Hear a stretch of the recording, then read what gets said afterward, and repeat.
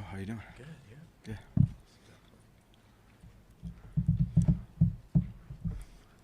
You guys ready to get rolling?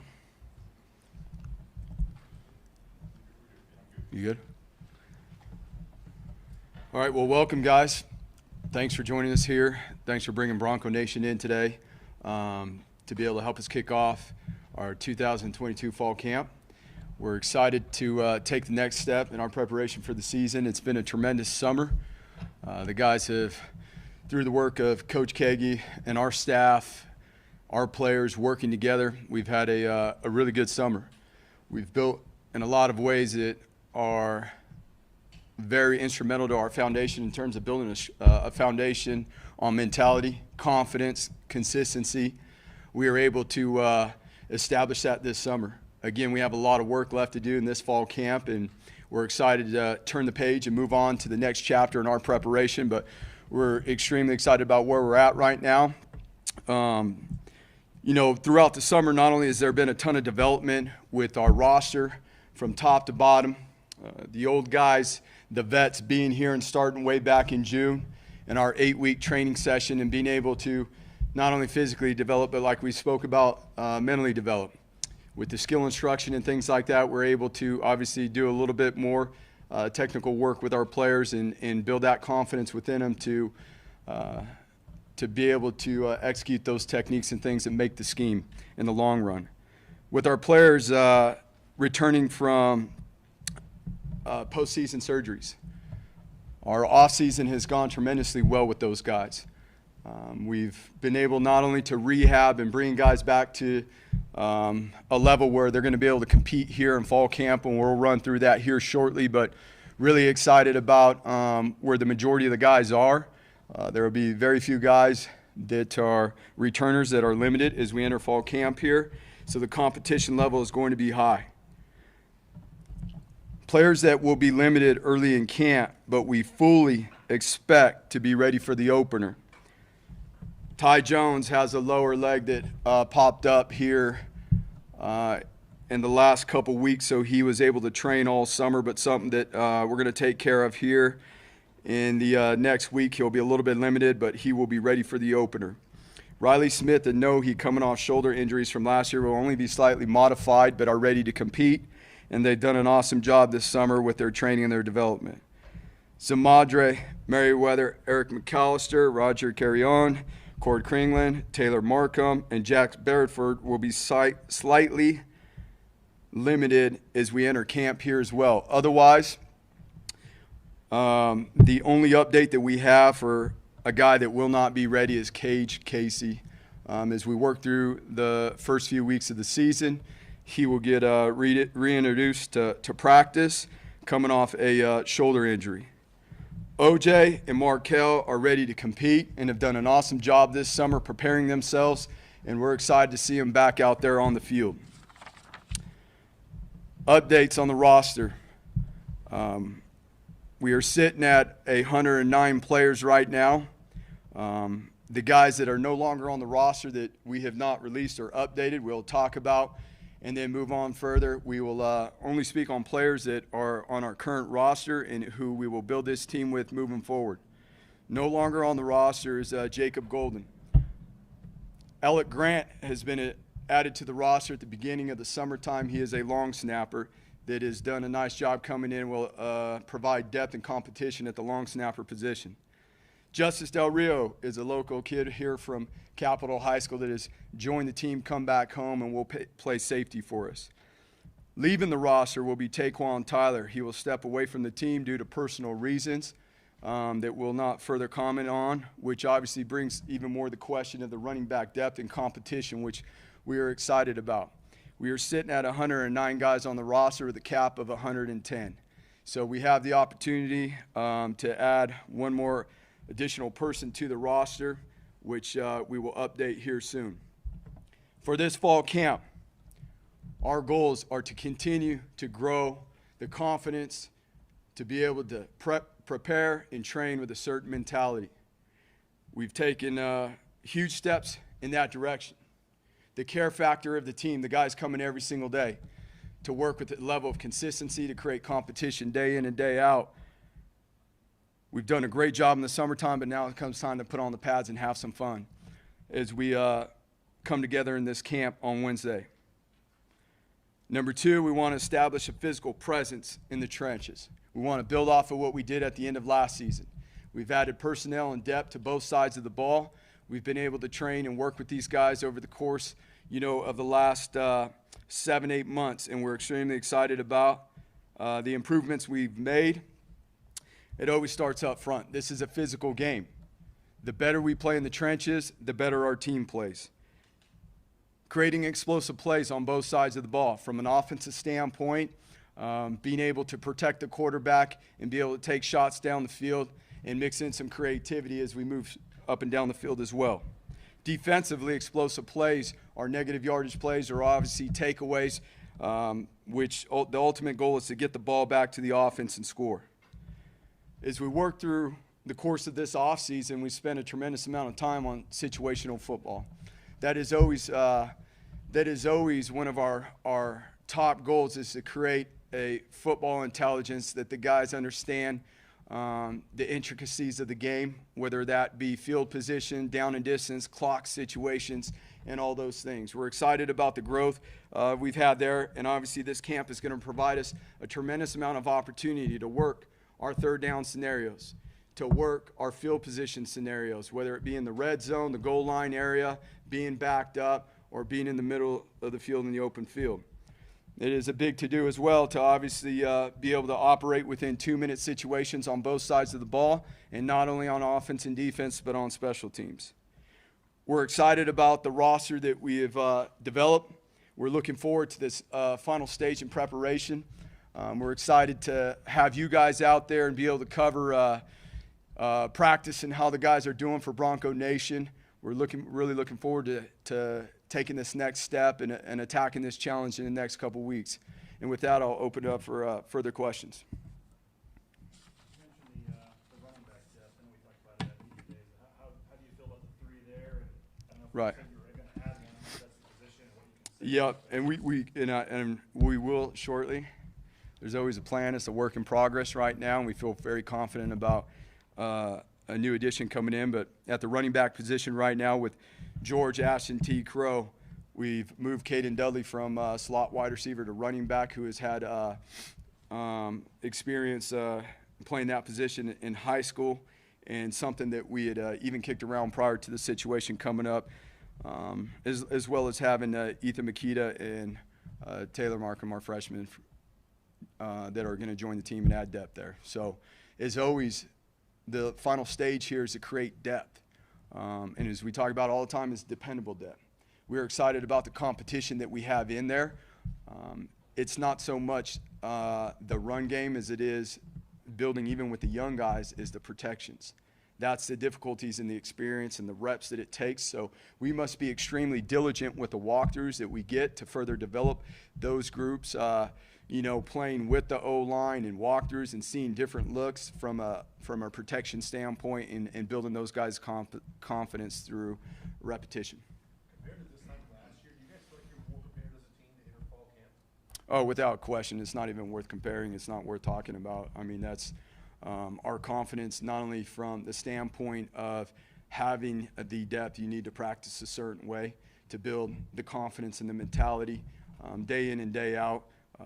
And again, it comes down to our whole staff, how we recruited, how we've developed, how the guys have prepared and trained over the course of the summertime. In the summertime, it's not spring ball. It's not fall camp. It's not iron sharpens iron from an offensive, defensive perspective. It's a team working together. It's a team training together. And we're really excited about the approach that our guys have taken, the things that they've shown here this summer. Now, obviously, we've got a lot of work left to do, but we feel good about the point we're at. Andy, a simple question. What's your level of excitement as you guys are about to really kick this thing off on Wednesday? And how excited are you for year 2? It's finally here. You put in all this hard work. You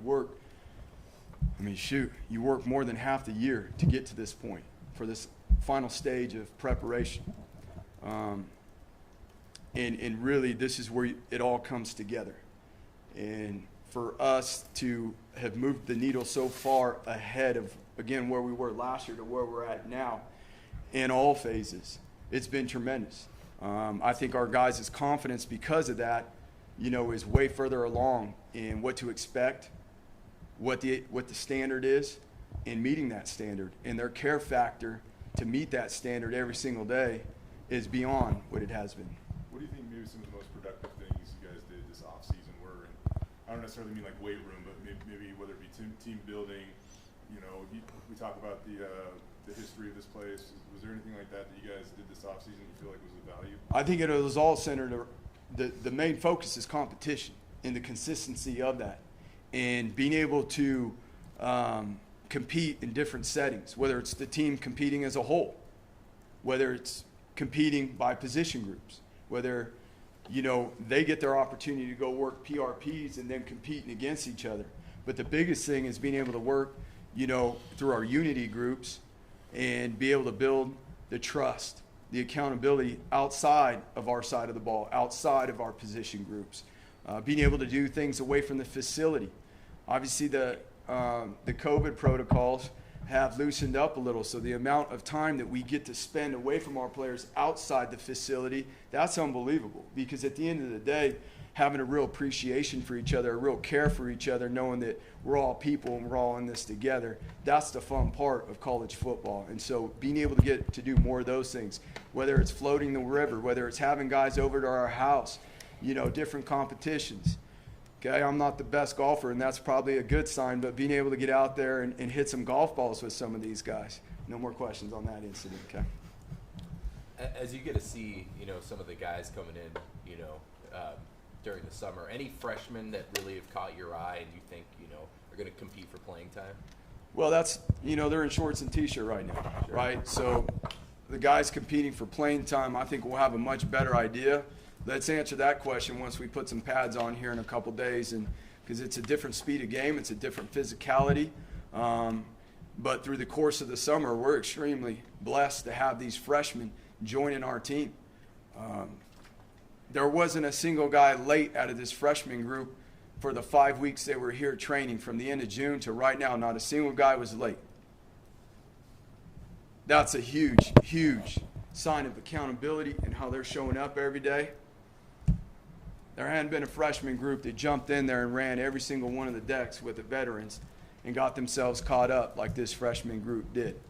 So collectively as a whole, we're not going to single anybody out right now, but as a whole group, we're blessed to have these young men here, from who they are as people to how they're competing to how they want to grow themselves into the expectations and the standards. And now that's not just them, that's the older guys taking care of them too. They all have Bronco brothers that are showing them the way, that help them. We all remember when we were freshmen and going into college is some of the most difficult times of our lives. Most years, naming the starting quarterback is a big part of fall camp. This could be a year where you already know who your starting quarterback is. For a quarterback, is there value to that, knowing that it's their job on day one of camp versus having to compete for that job? Every day is a competition, and that's the approach we take. But obviously for us, having a quarterback that has a tremendous amount of game experience and coming back to lead our offense is a huge, huge plus. Being the second year in the system, watching Hank operate, not only when we're on the field, but him being able to operate and lead meetings now and walk through scenarios and situations. Not only did his teammates get to see how well prepared he is prior to us getting on the field, but for the overall team to know that we have a guy coming back that is, worked his tail off and competed all offseason. Now it's time to put a body of work together. Is there the biggest benefit is for Hank? First time in his career that he's had an offensive coordinator 2 years in a row. What's the biggest benefit, do you think, starting today with Tim, the same guy? Well, outside of the scheme and all those things, it's about creating a rhythm with working together as a team. Those guys work so closely together. Having the rhythm of what an offense coordinator prepares or installs an offense and being able to get in that rhythm with the coordinator to be able to be out in front of things. I mean, even outside of the X's and O's and the schemes and, not only knowing the plays but handling it in the pre-snap and all those things, it's reps, it's experience, right? Obviously on the field, experience is everything. Experience is being able to learn from good or bad, and then be able to apply going forward. And we have tremendous amount of experience around Hank. So I think that's the biggest thing for Hank too, is just banking these reps with these guys. I know you got competition across the field, but is there a position battle or two that your eye is going to be focused on that you see as being really important to who wins those spots? Well, on the defense side of the ball, like we talked about, the will linebacker position, right? There will be serious competition there, and we're excited about the guys we have. And it doesn't just start, when we get on the field here on Wednesday. It's been since, the beginning of the summertime. So we have, obviously you guys haven't got to see all those things take place through the course of the summer, but this competition at our linebacker positions, and not only that, but building depth behind Zeke is a big deal. We talked about some of the adjustments in the secondary when, to some look difficult, but for us, being that they're on the same side of the field, are interchangeable. So the competition to build a depth at the field side positions, whether it be nickel, whether it be field safety, and then at the corner position, we're confident, like we said, Markel's ready to come back. With LaBeouf, Caleb, JC, and we feel like we have 4 corners. We got Nohi. We got a list of guys there that are going to compete at corner, and every single day that breeds competition. That's the coach's best friend. Going back to Bart Hendricks, this school and this program has had a long history of quarterbacks in their senior year having really, really good seasons. What are the expectations? Where are the expectations for Hank Bachmeier to be better this year? Just the things we were talking about. It's what we focus on, Mike, all throughout the course of the year. We weren't going to get to this point and throw expectations on Hank, Sam, or TG. It's all the same. There's a body of growth that needs to take place. And number one, it always starts at that position. You're not just leading yourself. You're not just leading O-line room. You're not just leading a running backs room. You're leading an offense. You're leading a team. And that comes with great preparation and commitment to development, to spending time. And our team is as close as it's ever been right now. We can share things with each other. We can be real with each other.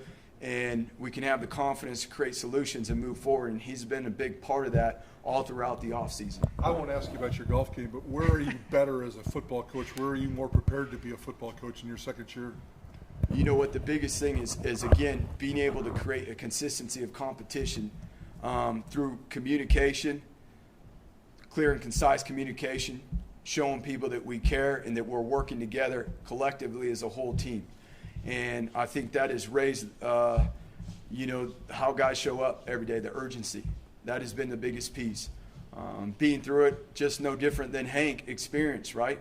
Learning from different things that happened last year, being able to learn and apply from logistics of running an operation through all the way through practices, how we handle what are left of the COVID protocols and everything in between, from how we grow the team's mentality to how we play in the red zone. We can write a book on it at this point. You mentioned the word compete a bunch. Can you explain what does that mean in terms of a day-to-day thing? How do you get guys to compete on a day-to-day, every day?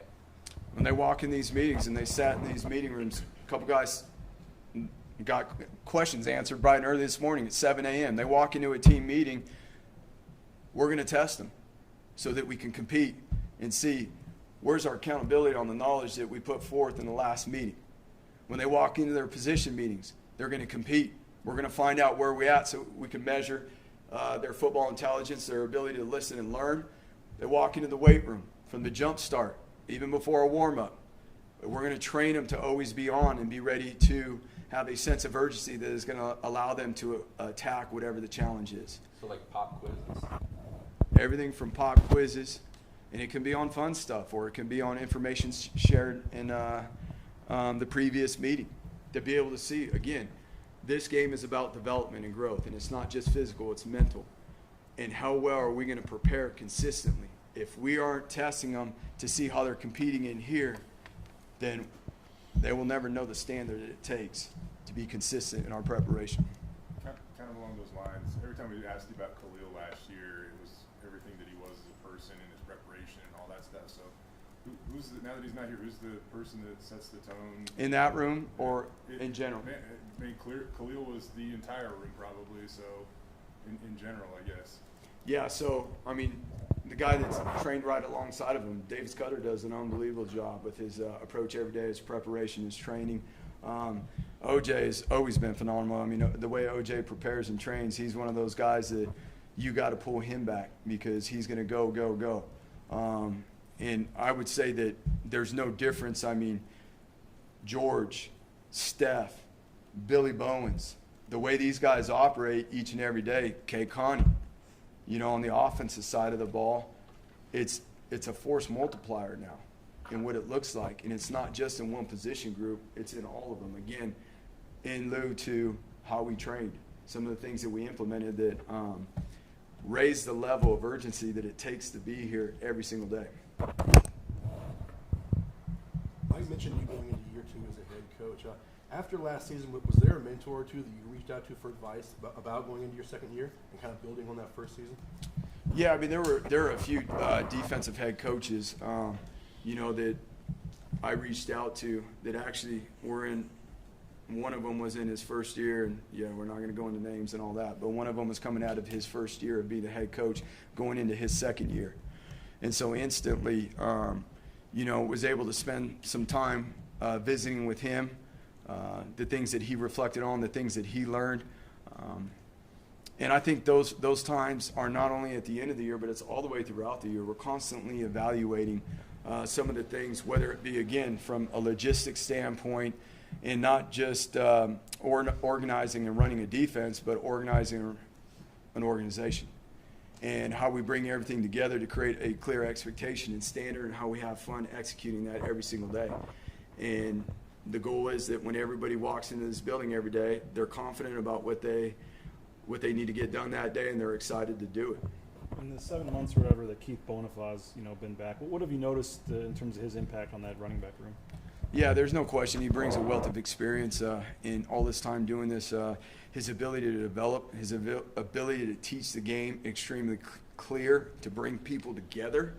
I think those are big things. It's not always about the X's and O's, but it's about the ability to bring people together through experience of being a part of great organizations, great teams, and being able to help apply that here. It's been a big part of his impact in the last couple of years. And obviously on special teams, there's very few special teams meetings that lack energy and players being locked in and bought into what we're doing. How close are you guys? I know we'd see you two at the basketball games a lot together, and I know you mentioned how you even got the job. Was he had called you about a resume or something? Just how close is your guys' relationship?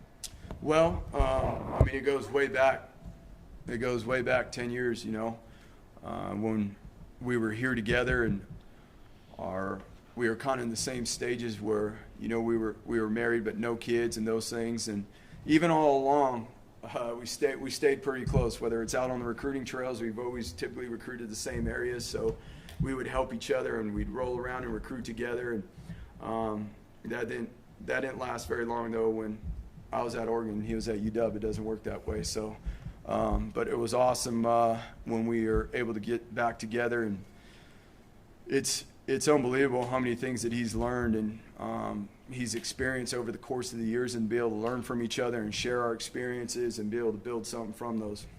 When you hit the field on Wednesday, will there be a pecking order between Green and Vidlac? They'll mix it up. Mike, each and every day. Both will get a chance to be number 2 or whatever? Yeah. It's a wide open competition. Wide open competition. So we'll mix it up with those guys, and, that's something right there. Like those two young men have been awesome. You guys will see when you get your opportunities that those two young men, number one, they work extremely hard. They're very diligent. Again, no different than Hank for TG. It's his second year in the system. He understands the flow of which things are implemented so that he can create his own rhythm. And it's been really cool to see not only his confidence and Sam's confidence grow, but obviously the players around them, their confidence to grow in those two young men. Andy, last year you guys got 7-5. We know that that's not the standard Boise State football. On Wednesday, you guys are, you hit the reset button at 0-0. How do you keep in mind how do you balance what you guys have accomplished here in the past while also trying to move forward and be you and grow this program more than it ever has before? Well, again, we're always focused on what's right in front of us right now. And right now for us, the next stage is to continue to build off of what we learned last year. And it doesn't reset on Wednesday, but we started this year back in January. So that's kind of a hard question to ask because it's not like we just flipped the switch right now and here we go. This has been a work in progress since January and reestablishing this foundation to the things that we know that have been true to this program for a long time. And it's fun to see the players lead those things. And that's how I will answer, is the things that we were trying to get refocused on to be a staple, a foundation within this program that helped build all this. The players are leading it now. Who led you back to the program? Why'd you do that? What's he bringing to the table? So the experience, obviously being within this business and then stepping away for a few years, this game is growing and changing. There's a lot of different moving parts within this game now. We're probably in an era of college football where there's been more rule change, whether it's on the field, off the field, in recruiting, and you guys know everything else that we're not talking about, right? So that there's for someone to be able to direct all the external operations that feed into this program, and obviously the things that go outside of our building. And so it's been awesome to be able to have him back here and help lead that area of our organization. What's a reasonable expectation for a guy like Hunter Misa? I mean, obviously a very highly recruited guy, got a lot of stars next to his name. He's coming into a position of need for you guys, but what are reasonable expectations for a guy like him? Yeah, I mean, a freshman linebacker, there's a lot going on from the standpoint of you have to run the defense. You've got to be able to make pre-snap calls. There's a lot, and he's got a very high football IQ. We've been extremely impressed with that.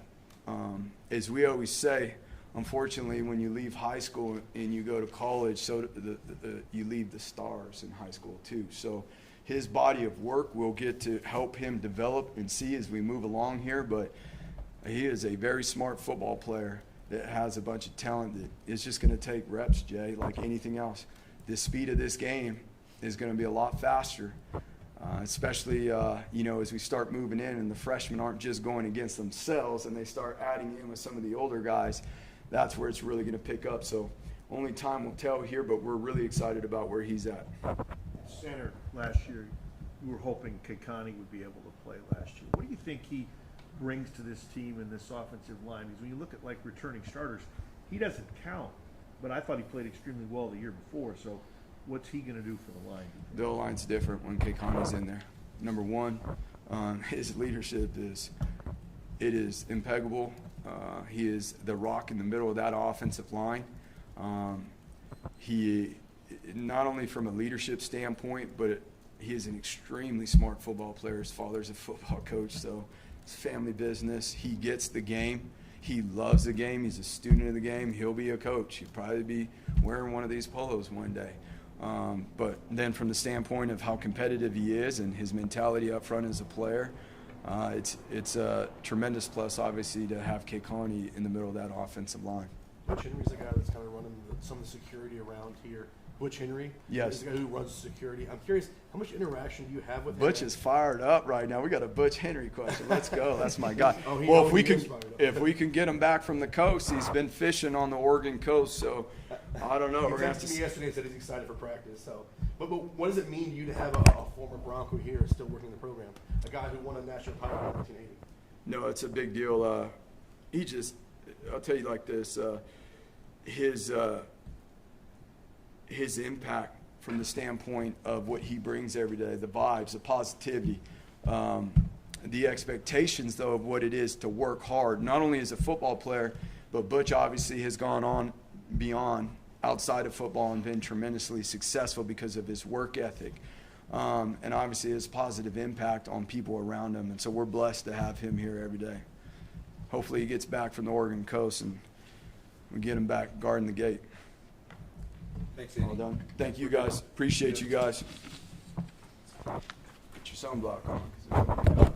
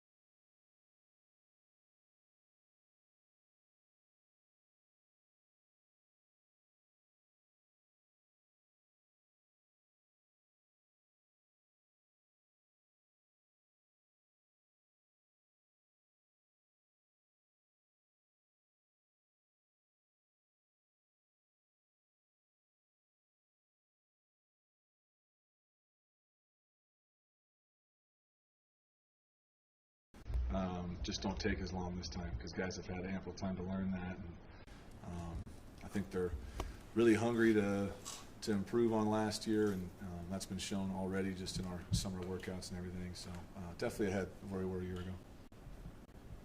You guys mentioned in the spring just wanting to get better at, third down conversions and red zones and stuff. When you're coming into a fall camp, do you switch things like in your team period and how you do things to just do it more maybe? I think there's two parts, right? Like initially you got to look at, things that you want to improve throughout spring ball and then into the summer, whether that be situational football like you mentioned or whatever.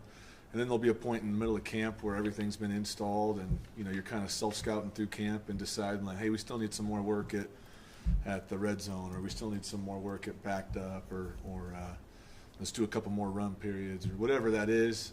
So you're always trying to look at, hey, this is what we're doing well, this is what we still need to improve on. Hopefully you got, your month to get everything in so that you feel really confident going into the season at all those situations.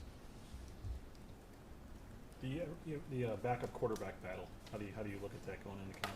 Yeah, I think both guys competed really well in spring, and no one really separated themselves in that. So I think they both deserve an equal opportunity, reps-wise, to show what they can do. And I've always thought, coaching quarterbacks, that if you can move the second group, that actually shows more than moving the first group, right? So whoever can consistently move that group and take care of the football and create explosive plays, we're going to let those guys battle it out there and see where that plays out. Tim, how have you worked on Hank this summer? What's been kind of the theme of you and Hank and getting better this summer, getting on the same page? Kind of where's his mind at going into camp for his senior year? I think he's extremely hungry. I think he understands the great opportunity he's had to play and start for 3 years, but also just the downs that have come with that, whether it be injuries or having a tough game, having to deal with the scrutiny of playing the position. I think he's excited to challenge that and go after it and compete with that. But I also think he knows that he's fully capable of doing that, just building his confidence in what we're doing offensively. He's extremely intelligent. He's got a great feel for what we want to do. So I just want him to feel confident, let it rip, not hold anything back, and lead us. But he's got to lead himself before he leads the whole group. I think he's improving in all those aspects. Obviously, you want to get better physically, but how much have you guys, or how much has he worked on, or his team, or whoever's around him, in terms of just getting rid of the clutter and being sharp in the mind and being confident, like you said? Yeah, I think it starts first with him making choices to maybe put in the extra effort or the extra stuff that a lot of guys aren't willing to do. And in this offense, with as much freedom as we give the quarterback, not having that before, first go around, he's just trying to learn the offense.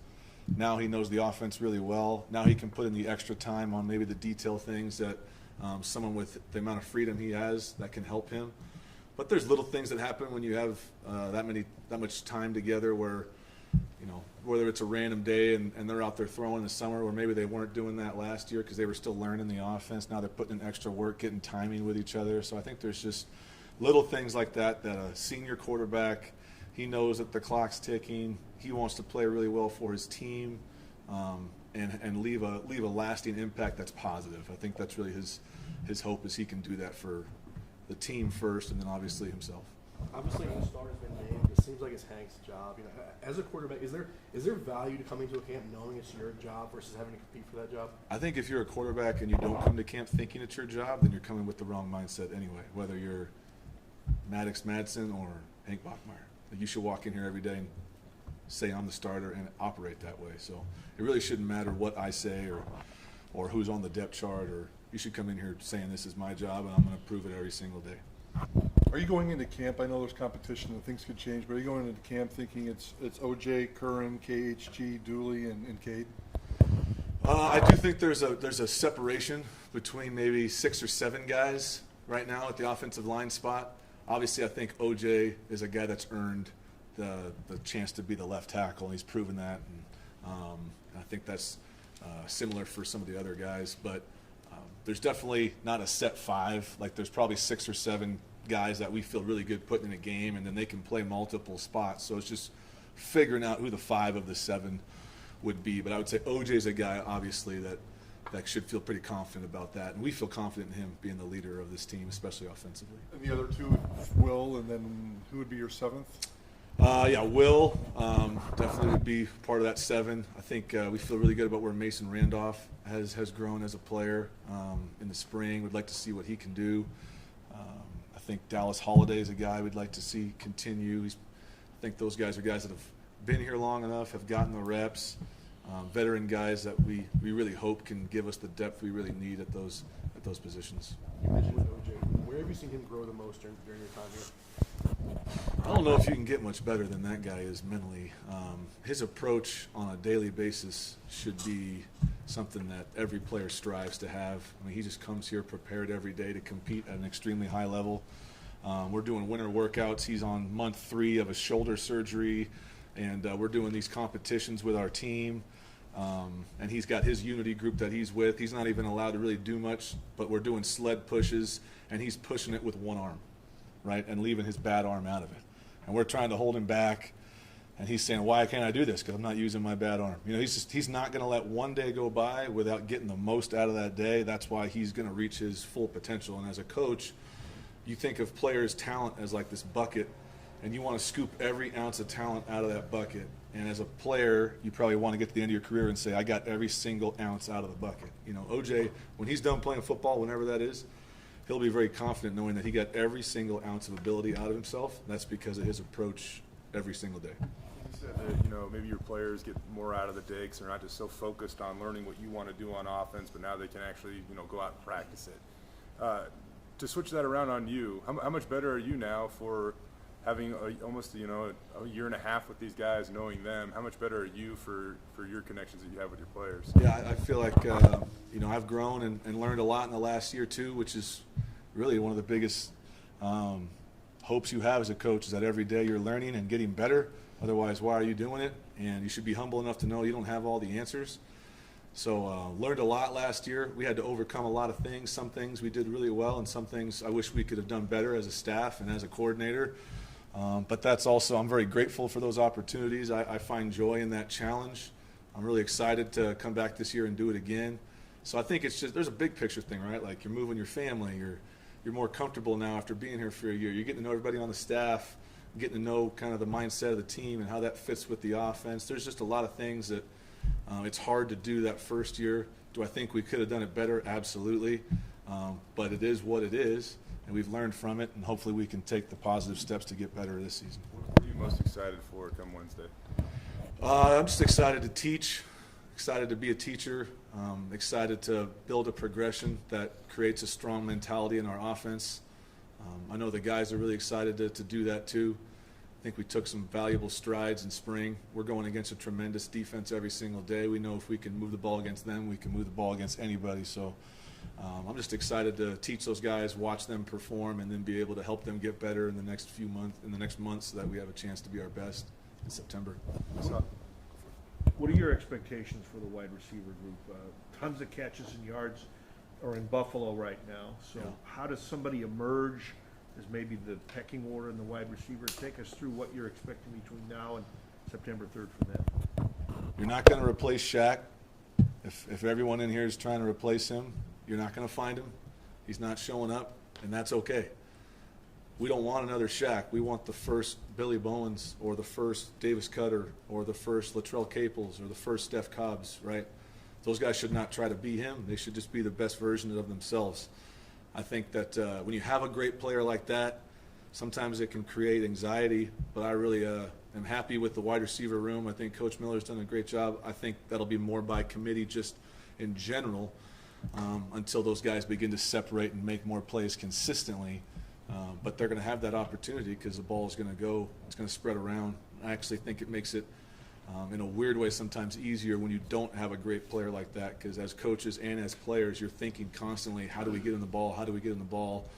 And sometimes that can take you away from just going through your progression and going through your normal play. You've got redshirt seniors at tight end. How much can that experience alone be a safety valve for your quarterbacks? I think that's a position where we've got to improve the most, and that's a position where I've got to do a much better job as a coordinator, using those guys and getting them the football. You know, someone like Riley Smith is a tremendous player that needs to be utilized a lot better than we did a year ago. I think we're all aware of that. Some of that comes from the struggles we had on the offensive line. And if you want to keep more people in to protect, that's usually going to be the tight end. That's how they're going to lose opportunities. So we're hoping we've improved in all those areas to help those guys get the ball more and get more touches. I do love the fact that we have 3 guys with game experience that can play both the Y and H positions and do them really well. And Coach Potter's a tremendous coach, and I think having him just back in the facility and back with the program is awesome. He brings a great mentality to that room and to our offense, and it's been cool to watch them grow. How much emphasis will there be on the red zone in fall camp, and where do you want to get better there? You know, that's probably, other than the run game, which we know improved in the second half of the season, Mike, but we've got to get better as a whole in the run game. And I think the second part is definitely the red zone. You can say whatever you want about the offense, things you like or don't like. The truth is we led the country and made field goals, right? So if you cut that number down, instead of making 26 field goals, let's say he makes 17 or 18, right? That's 8 touchdowns. You add that to the total of the year, and I bet we all are sitting here thinking if we scored 8 more touchdowns, we might have won some more games. So I think if you simplify it down, we got to be better in the run game, more consistent there, and then we got to finish drives with touchdowns. Even though we have a fantastic kicker, he'd be the first one to say let's make less and score some more touchdowns down there, and I think that'll help us. With the running game, and just I guess the running back room in particular, we know you lost Tyler. Sounds like maybe there's going to be an addition. I don't know, but how do you look at the depth there and having to try to keep George healthy, and then behind George, how confident you are in what you have? Yeah, the offense starts with George. It runs through him. The statistics bear out, right? When he plays and gets 100 yards, I think our numbers are pretty good as a team. But we've got to keep him healthy. We've got to keep him in a position where he can play 12, 13, 14, 15 games. That's going to fall on him too, being mature enough to know how to handle his body to keep himself healthy. After George, I think the positive is you got a guy like Tyler Crow that took a lot of snaps last year in crucial situations and did a great job. And then we're hoping that we can obviously have a couple other guys step up and help us build depth there. It's definitely a room where we need to build some depth. Feel great about George. We know what Crow can do. Want to keep growing him, but we're going to need another guy or two to help us with that room. How do you, knock on wood or whatever, how do you keep George healthy? Do you guys have to come up with a specific plan on when you can turn him loose and when you just got to dial it back? Or? Yeah, in camp, right, I think we all don't need to see George go in live settings, right? I think we know George is pretty good. So it's more about how do we get him the touches he needs within the skeleton of practice that allows him to get in the rhythm he needs to get, just without putting the wear and tear on his body, and still build his conditioning the right way. There's a sweet spot there. We're going to be working as a full staff to make sure that's right. But it was tough last year. You get in 6 or 7 games, and he can only go 30 snaps in a game, right? So that clock's ticking from when the game starts, when the game ends. How are we going to get him his 30 snaps? When he's on a pitch count like that, we got to be in situations where there's no pitch count. He can go, and we can get him the ball the 25-plus times we need to so that we can be a successful offense. If he's on a pitch count, that puts us all in a spot where we got to decide when we're going to use him, when we're not, and that makes things hard. So the next time he's tackled against Oregon State? I don't know if that's probably the case. I'm sure we'll find some situational football. You don't want that to be the very first time, but do I think he's going to be getting a lot of tackle reps in fall camp? Probably not. What's George Monty capable of if he can stay healthy for 12, 13 games? He's an NFL running back, in my opinion, but he's got to do it consistently, right? The only abilities that are going to be looked at that level and at this level that matter are your availability and your dependability. So he needs to be available. I think when he's available, he'll be as good as anybody in the country. You mentioned Tyler, but where does Ashton fit in? Is he and Tyler competing for number 2, or how much do you want to push Ashton this year? Yeah, I think he's the fact that you can have guys enroll early has been a huge bonus for him. He's one of those guys that showed up, and I think even though he's a younger guy, his body is already matured to the point where he can probably handle playing at this level. So we expect him to contribute for sure. How much is going to be up to him and KB getting the knowledge of the offense and feeling comfortable with things. But he's an explosive guy that hopefully we can get to the point where he can definitely get some running games. That's our hope for sure. 2 guys we haven't seen much of, Billy Bowens and Latrell Caples. Heard they had great springs. What are their greatest assets as wide receivers? Well, Billy's got the ability to take the top off of defense. He's one of the faster guys on the team, very explosive. And there were times last year where we didn't take advantage of that enough. So he's definitely a guy you can put on the outside, and if they leave him with no safety help, he can get behind people. But I think he's a good route runner too. He's a diligent worker, really smart kid. I think he's in line to have a great season. Latrell Caples is a competitor, probably one of the greater competitors we have on the team. Has that will to be his best every single day. Similar to George, his shortcomings just been availability. We got to keep him healthy.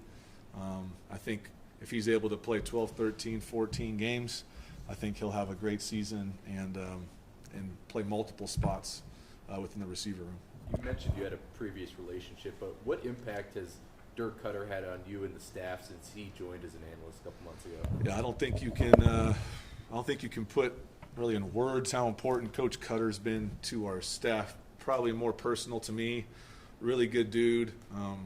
I think he saw some of the struggles we had a year ago, and no one knows that better than another offensive coordinator that knows maybe some of the shortcomings we're having or some of the things we're trying to overcome. But we talked to each other when the season was over. Andy lined that up, and hey, where do you want to get better? What can I help with? I think just the humility of a guy that's coached for that long at that level with that amount of success, to have the humility to come in and sit down with, a guy like me, just speaks to the man. So care a lot about him. Very thankful for him. Any improvement I think we have offensively, he definitely has a lot of fingertips on those things. So do you use him almost as a sounding board? Yeah, I think you use him in a lot of ways. I think some stuff is – there's not a play in football he hasn't run before, right? Or he probably invented half of them. So it's just like, hey, what do you think about this play and the split? How do we do the protection on this play? Or, hey, if we're going to run the ball out of this formation, what are some things you think about? Or game planning, play calling. I think he's a wide array of knowledge that anyone would be crazy not to sit down and ask. Sometimes I feel bad because I, ask him so many things. But I'm going to take advantage of that every time he's around. When he's not playing golf, I'm going to make sure he's here and bug him for as many things as I can. What is the best part of Sam's game? Obviously, he doesn't have the dual threat ability. But what has, kind of elevated him in this competition so quickly? Sam has what I'd like to call the rage to master. So I've coached a couple good quarterbacks in the past, and they all had this quality called a rage to master, which is like he has a deep burn inside of him to know everything. And he has a deep burn to be really good. I think any quarterback that has that, as long as they have the patience to go with it, will end up being really good. So I think he has that. He's an accurate kid. Was a baseball kid growing up, so he can throw off multiple platforms. Even though his stature isn't gigantic, he's got a really, really big arm. So real smart kid, tough kid. We're lucky to have him, definitely to bring depth and competition to that room. Because of what Talon can do with his legs and some of the dynamic things he can do, is there, might be a weird question, but is there a scenario where Sam's number 2, but yet Talon's the one that could get some packages and stuff? Yeah, I think you look at those guys, and everyone in that room is a little bit different, right? So it's our job as an offense to create an offense that can fit all three of those guys. Talon Green's offense would not be similar to Hank Bachmeier's offense, right? Because we got to do things that's going to, bring his talents to light. Talon is as talented as anyone I've ever coached at the position. He didn't come with the same maybe structure and foundation in the teaching that some other guys had, so it's just taking him a little bit longer to learn those things. But once he learns it, I think he's going to be as good as anybody with as strong of an arm as he has, but he can be accurate, and like you said, he's one of the faster guys on the team, so that's another element that coaches have to deal with that we'd be crazy not to explore, right, during the season like we did last year. If we find something where teams struggle with that, I think getting him in the game, he's going to be one of our better athletes with the ball, so finding ways to do that is definitely something we've thought about. What things does he need to improve structure-wise? I think he just has to get more consistent as a thrower from the pocket. It's easy when you're that big and that talented and you run close to 22 miles an hour. Like if the first read's not there, he can take off and outrun everybody on the field and get a positive gain. But as you guys see, like in some of these scrimmages, he's not live. So it's really frustrating for him. Like someone kind of gets near him and throws an arm out and they call him down. In his mind, he's like, that's a 20-yard run. But I think the positive of that is it's forcing him to know, like, hey, I'm taking your legs out of this, Taylor. We're not going to let you run. Learn how to do this from the pocket, and don't use that talent as a crutch. Just use it as a weapon when it becomes available to you. And once he learns how to harness all that, he's going to be pretty undefendable. How do you build, I mean, he obviously has confidence in his physical or athletic ability, but how do you build that confidence between the ears and that part of the game for him? He just needs reps, right? I mean, I think anyone that hasn't had as many reps needs to be out there with a rush and feel what it's like to be in the pocket and complete passes and not lean so heavily on his running ability that he misses opportunities. And then if you run every play, right, you're going to take more hits. So it's just, you know, I care so much about him. I want to teach him the things that's going to allow him to be great within the pocket, because we all of us know that he's going to be great out of the pocket. But if he can learn how to do those things from the pocket half the time, the other half of the time, when he does get out of the pocket, you know, good luck to everybody trying to tackle him. We'll talk about George not having contact. Somebody like Green, do you let them go live more to get, because to me you can't get practice in a game if you don't have practice at practice. There's definitely things we've discussed before about, you know, maybe making guys like him live in a scrimmage or two. But again, what's the negative of that, right? We look like morons if he gets hurt. So I think you can find ways to get him those reps without making him live. It's just more about feeling the rush and knowing what it's like to throw from the pocket. And I think the more and more he gets, the more confident he's going to get. But he's another great player. We're very lucky to have him. I'm really happy with the depth in that room with all those guys. What makes Davis such an effective leader? Well, I mean, the guy's been around one of the best offensive coaches of the last 30-plus years. That's his dad, right? So he's got an advantage over a lot of the other guys in the room. He just knows football at a different level. He played quarterback, too. So I think any receiver that's played quarterback before, you can tell that they have a better understanding of coverage and where the ball is going to go. I think he's a tough kid. He's one of our better special teams players, plays on all the special teams. He's just one of those unique guys that does everything right, and he knows that he kind of has to be successful. So, again, he can play every position at wideout on the offense. He could probably sit in the quarterback room and tell you the reads just as good as Hank. And he can play on all four special teams. Those guys are glue guys, right? Like, those guys bring your whole team together. So, very lucky to have him. Sounds like George might do some special teams. Is some returning this year? You for or against that? I'm for George touching the ball. For a guy like Keaton Dudley, what went into his move to running back, and what have you seen so far out of him? I think one of the rooms that we have a lot of depth is wideout, and we've kind of talked about today, one of the rooms we don't have a lot of depth is running back. One of the things we always talk about as a staff led by Andy is just we want guys to have opportunities. So we just thought like he wasn't going to get a lot of opportunities to play in the slot with the guys that were ahead of him at this point in his career. He was a great safety in high school and did a lot of the running things in high school. And just the way he's built, I've had guys in the past that maybe came in as a wideout, they moved to running back. I know you guys can think of some great players here that started at wideout and moved to running back. So excited to see him just get some opportunity, get some reps.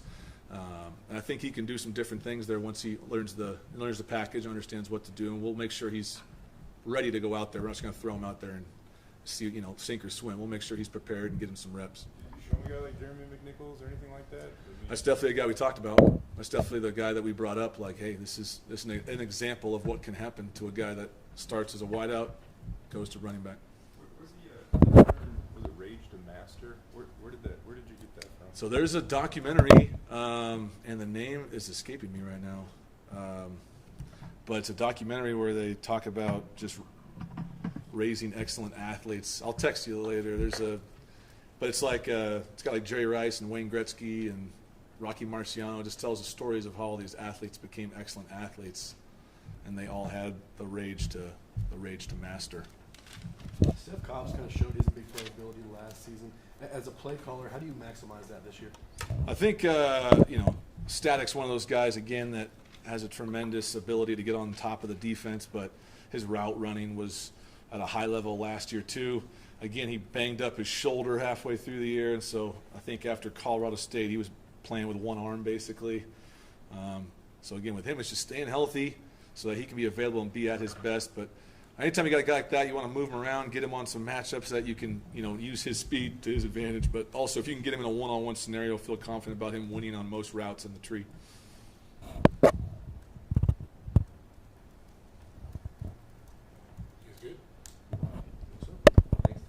Thanks, everybody. Good to see you. Juan Soto to the Padres. Oh, come on. You got your guy. You got your guy. Oh, I saw it.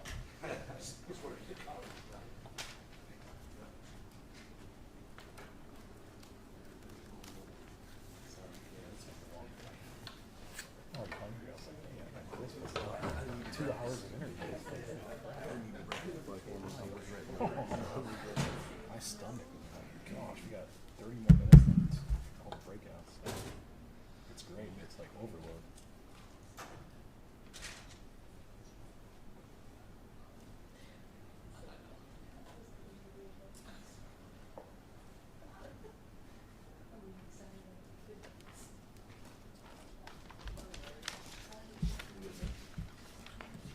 What? Yeah. We just knew it was live streaming, so we have to stay on it. Oh, is it really? Oh, you don't cut it off. No, it's good. The audio is there.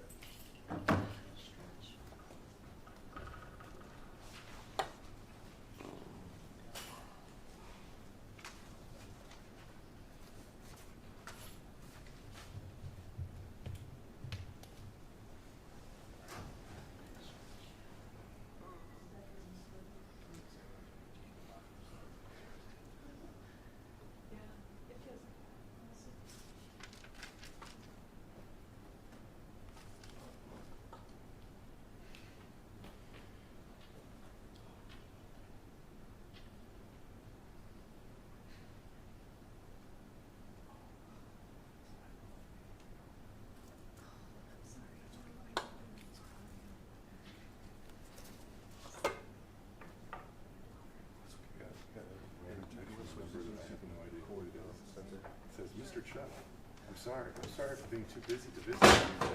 I'll visit your company another day to negotiate the contract. I'm very sorry. Come on. How can I like trick them? Like, so what were the details that you're most interested in, or did I hang up?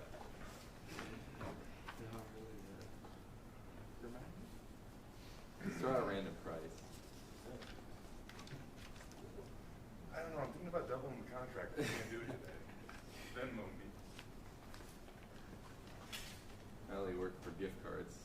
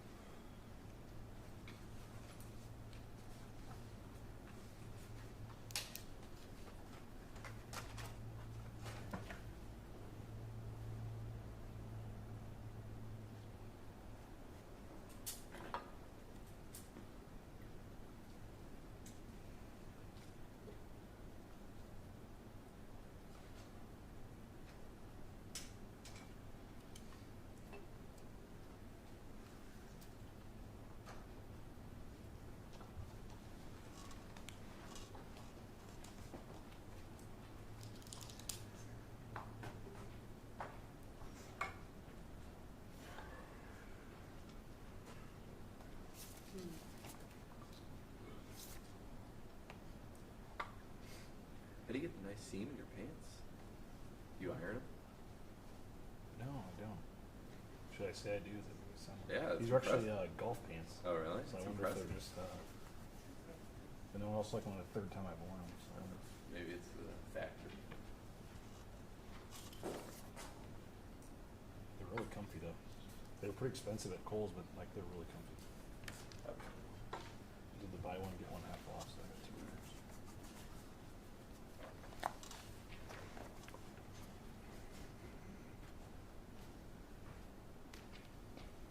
It's my tribute to Joe Nichols. The others were just golf slacks. Now you should need some chewing. You always say how comfy like when you wear golf slacks instead of size black couple pairs, and like no one can tell the difference. And Yeah. they're just as not like they're way comfier. So.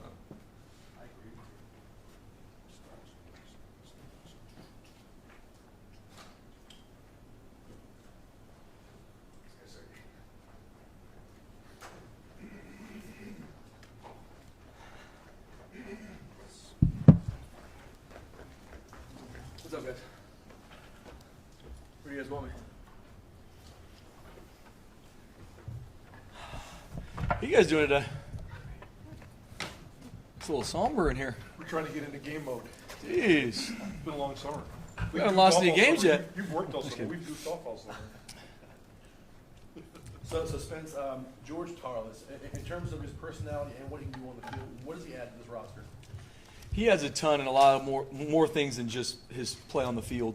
One of the hardest workers I've been around, especially an older guy. He understands what it takes to get ready for a game. He understands the amount of work it's going to take from the film room to the field. And he's a guy that's one of the first ones here in the morning, one of the last ones to leave. And it's just cool seeing him even bring some of the younger guys in that position room along. And so he's been an absolute joy just to see his growth, even from spring to what he's done this summer. I'm excited for him to have a great fall camp. Can you break down the competition at Will linebacker? No, great question. It is a competition that we're going to continue to see throughout fall camp. So you're going to have a couple different guys you're going to see competing there. You're going to see DJ Schramm, who's played primarily Mike linebacker for us. Obviously, those two are very they swing. You're going to see Isaiah Banya, who's done a great job for us. Obviously, at stud, him playing some inside linebacker is going to be huge. He's a very athletic kid, can rush, can play, loves football. You're going to see Brandon Hawkins compete there. You're going to see Andrew Simpson compete there. And we're going to obviously find different packages and roles to get the best guys on the field. But you're going to see, especially early in camp, a lot of different guys there to compete. What about Isaiah Banya made you comfortable moving into that position?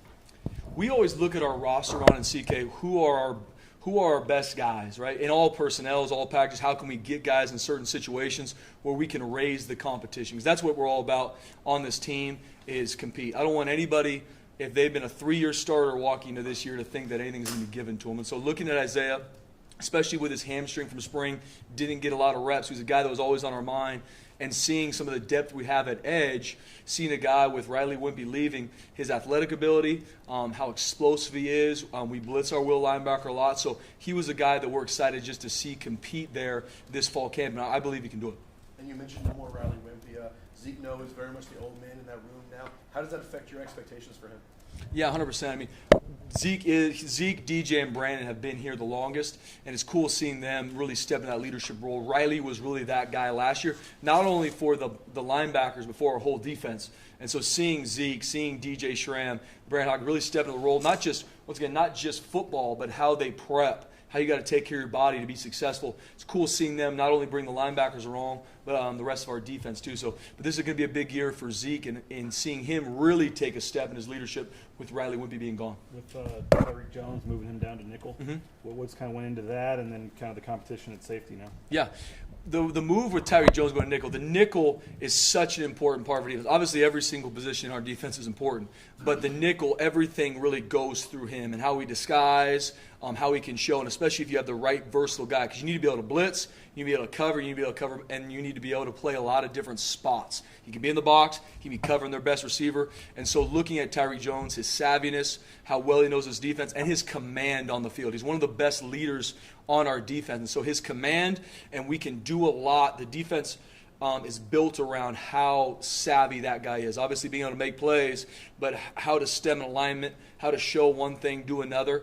And so looking at Tyree Jones is the best fit for our defense, him playing nickel. And so then across the board, there's going to be a lot of competition, even at nickel, but especially boundary safety, field safety. JL being the starter boundary safety. At field safety, we're going to have a couple different guys compete throughout fall camp. What do you see with Rodney and Shea and whoever else is in that battle? Yep, so field safety, we'll have Shea Oladipo, we'll have Rodney Robinson. I think Zion Washington's done some really good things. Keenan McCaddy's a freshman that in the future will be a really good player for us. And so there's going to be a couple different guys that compete at the field safety, and especially field safety and boundary safety. We do have some a lot of swing there as well. So we've looked at it throughout the whole summer, leaving spring and then throughout the whole summertime was, okay, who are our best guys to this point, and then how can we create competition across all levels? Up front, level 1, level 2, level 3, and then that's where these moves have occurred. And then who are our true best 11? Okay, after that, what are our best 11 in this personnel? Okay, let's plan that all out. And it's all about getting, obviously, the right guys in the right spots to make plays, and then how can we create competition where there's not one position on the field where someone could roll out fall camp and be like, I got this thing handled. Cornerback might be the deepest position on the roster. Who do you like maybe throw out some names, and how do you want to see that play out in fall camp? Yeah. I think just seeing what Caleb Biggers has done, obviously when he stepped into a starting role last year, how he has worked throughout winter, spring ball, summer. I'm very excited about what he has potential to do as long as he stays on that track. And he doesn't say much, but he absolutely works his tail off, and you know what you're going to get from Caleb Biggers. He's going to be ready to compete, and so I'm very excited where he's going. And he's done a great job, once again, showing guys what it takes to be successful. It's not just rolling out on the practice field. There's a lot of work from the meeting room to how you prep your body to be ready to do that, and he's done an awesome job so far. Obviously, he has to continue to keep it up. I'm excited to get Markel Reed back and healthy. He brings a lot just to the whole cornerback room. He brings a lot to our whole defense. And getting him back in the rotation, getting him playing is going to be awesome for our defense. Jalen Clark had a really good spring. Young guy, long, loves football, and seeing his growth, and Coach Warren's done a great job of him. I think we're going to see some really good things from Jalen Clark, and his body type really fits our defense, especially the cornerback position. Tyreek LaBeouf had a good spring, and he's worked his tail off this summer too. So those four guys have been competing a ton throughout summer, especially with Markel being out and now cleared. Tyreek LaBeouf has been able to get a lot of reps, and he's grown a ton. How do you keep four cornerbacks happy? Play what you need to play, win football games as you need to, but keep four guys happy in a rotation. That's tough. Yeah, the biggest thing is, and I keep coming back to the same thing, is competition. Like, there's a lot of guys come in our room, and I tell them this depth chart is a seating chart. If you look at that and think, oh, I'm a starter, or I'm the number 2, or I'm the third guy up, that's not how I want it. This is just how we get guys reps so we can compete. And we tell them that way. Day one, guys, this is a seating chart. This is just a way for us to divvy up reps. But this is not set in stone by any means. We're looking at everything, how they handle individual, one-on-ones. Obviously, guys that have played a lot and done a lot for us, they have built up equity. But there's going to be competition across the board. So at the cornerback position, same thing. Regardless where you are at in that depth chart to start fall camp, it's up to you and how you perform and how you do everything that could either change that for better or for worse for your situation. But really building it into all our guys, it doesn't matter who's in front of you, behind you. If you show up to work and you do what you should, from the meeting to how you prep to all these things we hit them through, you're going to create yourself a situation you want to. Because we have different packages. We don't just have, this is just one group of 11 guys. We have a lot of different packages on this defense to find the right guys to put them on the field depending what we're seeing. You mentioned 4 different guys at the weak side linebackers, and just looking at them and seeing them play, I would think they all have different strengths. Yes. Can you kind of change the feel of what you want on the field by maybe who's out there at that spot? Oh, absolutely. And all of them have different strengths, and obviously all of them have different weaknesses, just like any position on defense. And so for us, it's finding, okay, what can our guys do the best? Obviously, and that goes for any position. If there's a certain guy and he doesn't do blank well, then we're going to try not to put him in those situations. So for us as a defensive staff is looking at, okay, what are these guys doing well now? What can we grow them to do well come season? What is something that we just can't use at this point? Could be schematically, could be a fundamental or a technique, and looking at that. Because like everyone has a different skill set. Some of them are the same, but some of them can do something different. How do you feel about the D-line and the depth there? Excited about our D-line and our depth. Coach Miley's done a really good job building that, especially bringing in the guys we brought in mid-year. So we're able to get Braxton Feely, J.J. Tallis, some of these younger guys that usually you bring in June. Having them graduate early has been awesome, and especially not losing anybody up front. I'm excited to see those guys and the depth we have, and then being able to put them in different situations is going to be big. You mentioned competition in every position, but it's hard to imagine J.L. Skinner not starting this year. So given that, where can he improve on the field? 100%. And for me, it's all about your mentality. It's not just because the guy behind me might beat me out.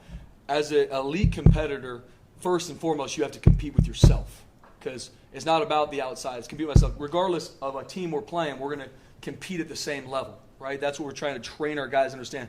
So even some of our players that have played a lot, like J.L. Skinner, it's competing with himself. It's, J.L., this is where you need to grow. This is from a stance to a key to a disguise to a finish, and we've been with him all the way from January to now. JL, this is about you.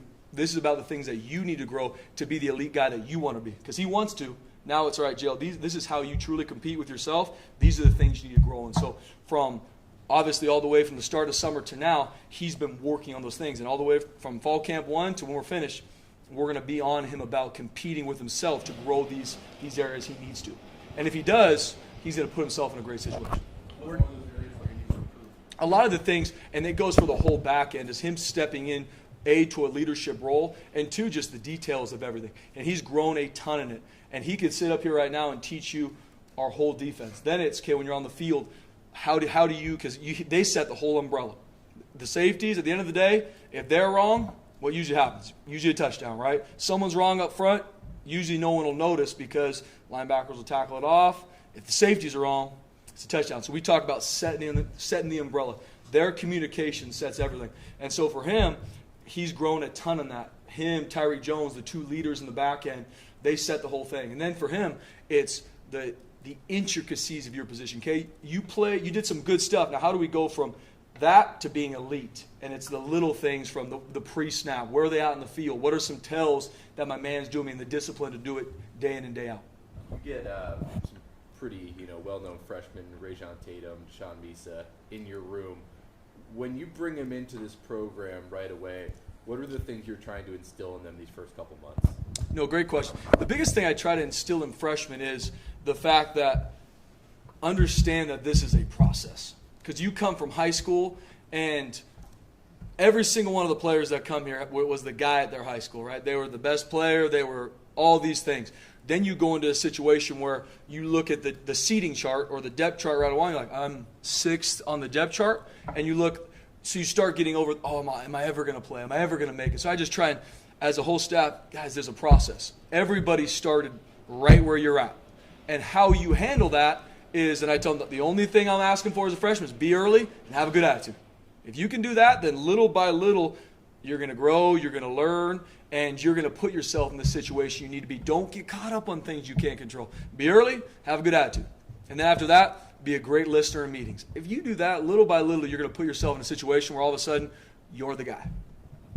Spencer, depth is more than just bodies, right? Correct, 100%. Do you feel like this year your competitive depth is as good as it's been? I mean, especially probably in the secondary, but everywhere but linebacker, I would say. Do you feel like your competitive depth is as good as it's ever been? No, it's a good question.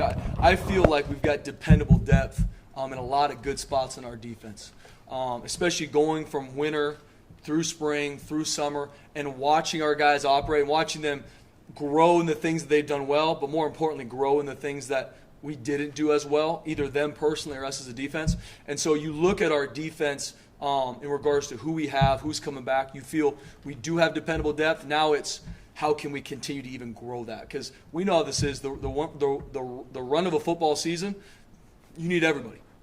And so building that in our guys, and I think there is a fine line on defense between that's how we talk about that humble and hungry, because I want our guys to have a good swagger about themselves where they're very confident. But confidence is built from preparation.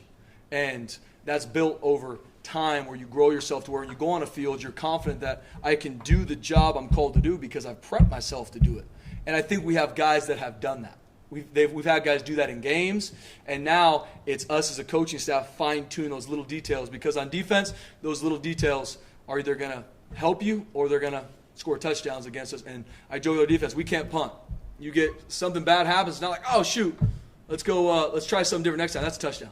And living on that razor's edge and teaching our guys to live on that razor's edge is the mentality on defense. With Dimitri Washington, such an interesting career here because he played a little bit early, then the COVID year happened, and it felt like all last year he was just trying to play catch up from his injuries.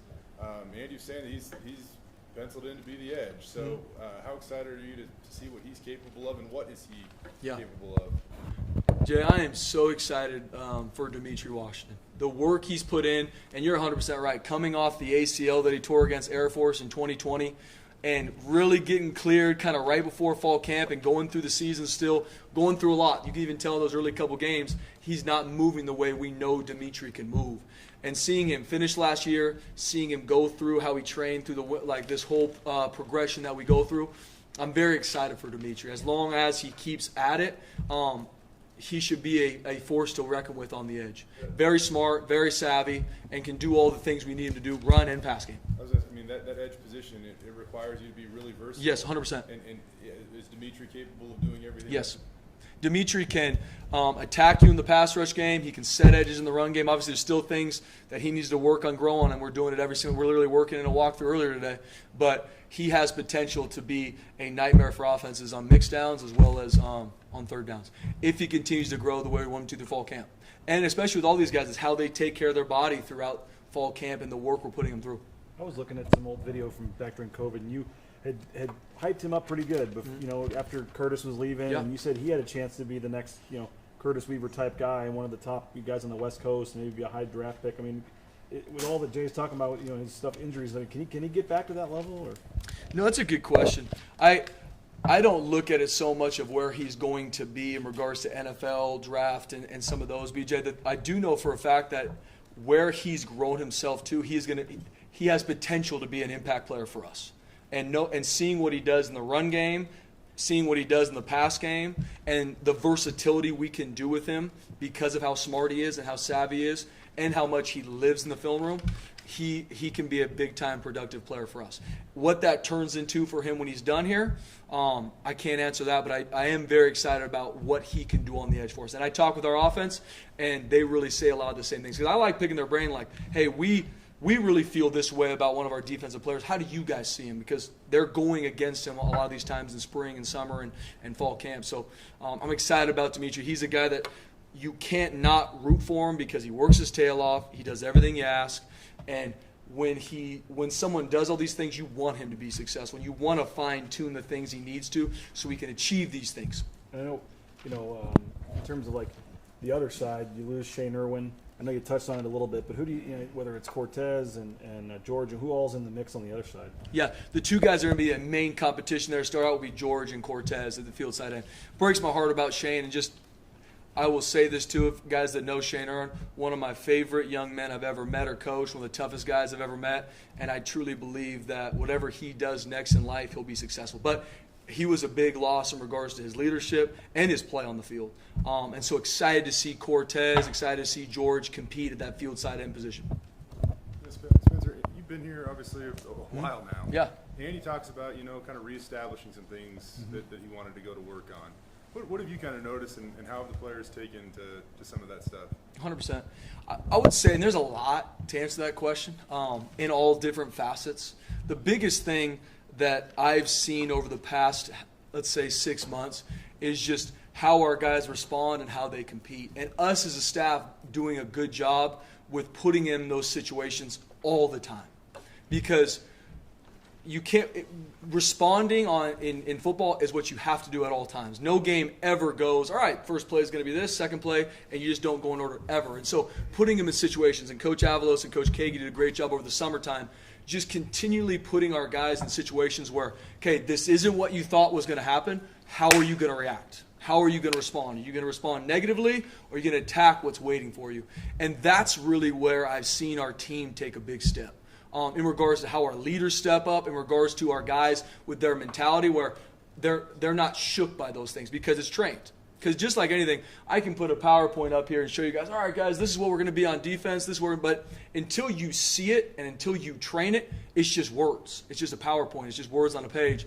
So seeing our guys and put them in these certain situations where they're in the weight room and all of a sudden there's a competition. Who can hold the pull-up bar the longest? Whatever it might be. But they're always in flux to know, okay, be ready to respond at a moment's notice. Because on defense, that's what it is. Hey, there's a turnover. There's an interception. Bad field position. It doesn't matter. How are you going to respond, and how are you going to get out there, get that ball back for our offense? That's what we do. And training our guys, it's not something that you can just hype them up for game one. It's trained through winter, through spring, through summer. So seeing our guys go through that and the plan we've had for them, I'm excited to see that in action going forward. What excites you most about fall camp each year? The thing that excites me the most about fall camp, Jay, is, and I apologize, guys, I'm beating a dead horse of the competition, but that's what I love about it. I love it because, and I tell our guys this is the time of year where everybody's tweeting, oh, everyone's counting me. Like, this is the time for everybody to kind of hype themselves up a little bit. And I love fall camp because I tell our guys, like, that's not going to be us. This is the time where you put your money where your mouth. This is the time where, hey, lie in the weeds, and now you go put the work in to actually do what matters come the fall. Because preseason awards, you talk with our guys, it's cool, it's awesome for them. At the end of the day, You don't care about that. You want the postseason award. That's what you've been working your tail off. So I love fall camp to see all the work these guys have done when no one was around, when it's 20 degrees outside in the winter and these guys are grinding, running decks, nobody's around, working in the dark. I love fall camp because you can start to see things get fine-tuned for the moment when people are now watching come September. You said you guys have been trying to get guys in situations where it's like, okay, this isn't what you're expecting. How are you going to respond? Mm-hmm. Can you give a couple examples of how you do that? I mean, it's countless. I mean, it was throughout, and Coach Avalos, Coach Kagi, there was not one training day where everything was just exactly kind of in a schedule laid out for them. So it could be they start a lift, okay, we're going to start here, then all of a sudden a competition was thrown at them. Could be something in a team run where, all right, we're going to start with this drill, and it was something different. Or instead of, when they're out in the field, instead of just going on one whistle to start a sprint, it could be we're going to go on 3. All right, instead of on 3 whistles, we're going to go on 2 hand claps. So you build in the mental competition side of it too to strengthen your mind, because that's where competition starts with yourself, and it starts with competing with yourself mentally. So finding just little ways to build into our guys to where it's never just the same old, because you have to respond to a different situation that you weren't prepared for. You're prepared in how you respond. What has Ron Collins brought to the staff since he joined as an analyst? Man, it's just, he's been an awesome guy just for our whole staff, me personally, our whole staff, just to be able to pick his brain. He's coached a ton of football, one of the best human beings I've ever been around. His wife Sharon's, they're just awesome people, but he's been a huge help for me in regards to, hey, how do you see this situation? Are you seeing this the same way? Whatever it might be. It could be 2-minute, could be third down. And he's also going to be a big help for us in regards to opponent scout and breaking down opponents and seeing the best way to attack these offenses we're seeing this coming fall. Zeke has played a lot of football, came back for his 6th year, so he decided to take the COVID year. What are your expectations for him, and where do you think he can be better this year? Yeah, absolutely. I'm excited for Zeke. Obviously, very excited that he came back for his last season. And just like him, he's been through a lot of injuries here. He's torn his ACL twice. He's been through a lot of different things. And excited for him to have had an off season, to go through this, stay healthy, how he preps his body. And since I've known Zeke for a long time, it's cool to see him grow year in and year out. And just like a lot of these guys, kind of to Jay's first question, why I love fall camp, because I'm excited to now see him, 1, put that on display, and 2, see him grow from practice 1 to when we're done and working into season. But I'm excited for him to step up in how he is as a leader, how he communicates on the field, and how he takes ownership of that front out there on the field. And he has done that. Now I'm excited to see him continue to do that. A guy like Brandon Hawkins. How determined is he that now that he might have an opportunity in front of him to win it?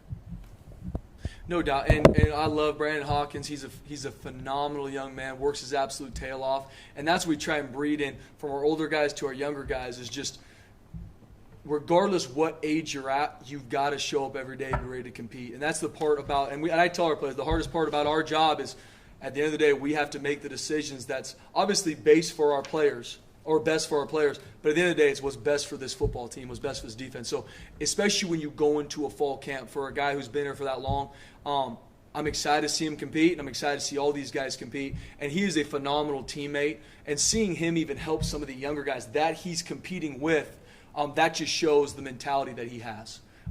And that's not common. It's not common for a guy who knows that this guy has potential to beat me out because we're competing, but I care about him. He's my brother. I'm a part of this family, so I'm going to help him grow because he's one of the smartest football players on this team.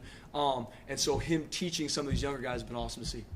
I know this is a dangerous question to ask you, but in terms of the loudest voices, in your defensive room right now, who are the guys that are going to have to carry you through fall camp in terms of holding the accountability, all that stuff? Who do you feel like are kind of your loudest voices right now? Yeah, I would say the loudest voice on our team, because there are a lot of really good leaders on our defense that aren't the loudest voice, right? They lead more with their actions around the field. I would say the 2 that come to mind the most would be Tyree Jones and Scott Matlock. Will be the 2 that would have the loudest voice in regards to speaking to our unit or speaking to individuals on the field. I would put Dimitri Washington also in that group. And there's a couple other guys that come to mind as well that will be guys that will grab a smaller group. But if we're talking just the top loudest voices, I would say Tyree Jones and Scott Matlock will be the 2 ones that come to mind. What do you see in Jones moving to the nickel? What do you think he's going to bring to that position? Maybe even that's different than what Kekala had last year. What makes him the guy that you think you're moving somebody from Yeah. doing a really good job at safety to the nickel spot. Yeah, similar to BJ's question. Tyree Jones, with his length, with his savviness, 6'1", about 200 pounds, 6'1" and change, about 200 pounds. We're gonna have a bigger body at nickel, but he does give you a ton of versatility because he can cover, he can blitz, and we can switch him and he can go to the post. So there's just a lot of different things, and especially him playing field safety, the nickel and the field safety do everything together. They're our field side, and so them playing hand in hand. So not only is he going to help lead the competition that happens at field safety with some of our younger guys, he's going to give us a ton of versatility with some of the things we can do schematically on the field because of the football IQ he plays with. Andy's mentioned that he might be a little banged up to start this thing. So who else is at nickel that's going to have to rise to the occasion? Yeah, so with Tyree being out the first couple days, he's banged up. We're going to have a couple guys from field safety even play. You'll see Shale Adipo kind of come back there like you saw him in spring, play some nickel. You're going to see Zion Washington. You're going to see Roman Kafensis now that he's getting healthy, getting back in the mix. So we're going to kind of platoon that as we go through fall camp because the same techniques that a field safety uses, those are the same techniques nickel uses. And that's really across the board for our defense. The techniques we teach them, there's dual training. So even if a will linebacker for some reason never had to go play nickel, the techniques that we're teaching are the same. So they're not going to go into one room and hear what a strong hook is and it be different in another room. We do that so that we can have multiple position groups moving around and create competition. Maybe JL's so unique that he doesn't need this. But, I mean, you follow anybody that's talking about the 2023 NFL draft and his name comes up. How do you guys approach that with him? And I don't know whether it's removing the pressure of that or what it might be, but how do you guys approach that with a guy like JL? With JL and even, with other guys in our defense that are getting some of that, just like we've done in the past, we talk to a lot of our guys about outside noise and just, A, how to handle it, and 2, just them understanding that, hey, you've worked to put yourself in this situation. I always like to tell them, hey, this is, you've worked your tail off to put yourself in this situation. Now, if you let the outside noise, you let some pats on the back get to where you take your foot off the gas and you don't work like you were a freshman, you're never going to achieve what you want to achieve, and then you're going to live in regret. So we try and be as upfront with them and knowing that, hey, these are awesome things that are happening, but we also know that it means nothing. Because at the end of the day, you got to still grow in all these areas we've talked through, and you got to go put on film, or else all these things people are talking about are not going to come true. So at the end of the day, I tell them, appreciate it, be thankful, live in gratitude, live in grace. But at the end of the day, it's about you working your tail off for the postseason awards, because all these other things, and we all know, guys, at the end of the day, it doesn't matter. If we don't go out there and perform every single rep and grow the way we need to through fall camp, it doesn't matter. So trying to get them to see that, and then also trying to be intentional with family members and people who are around these players, because that's where they get it a lot too. It's not just maybe media. It could be friends, family that are constantly – if everyone's telling you how great you are, and this is now or even years past, we got to be very intentional to make sure they know this is where we need to grow. Because if we get caught up in patting ourselves in the back, you're going to get caught slipping real quick. Thanks, Spencer. Appreciate it, guys. Thank you. God bless you.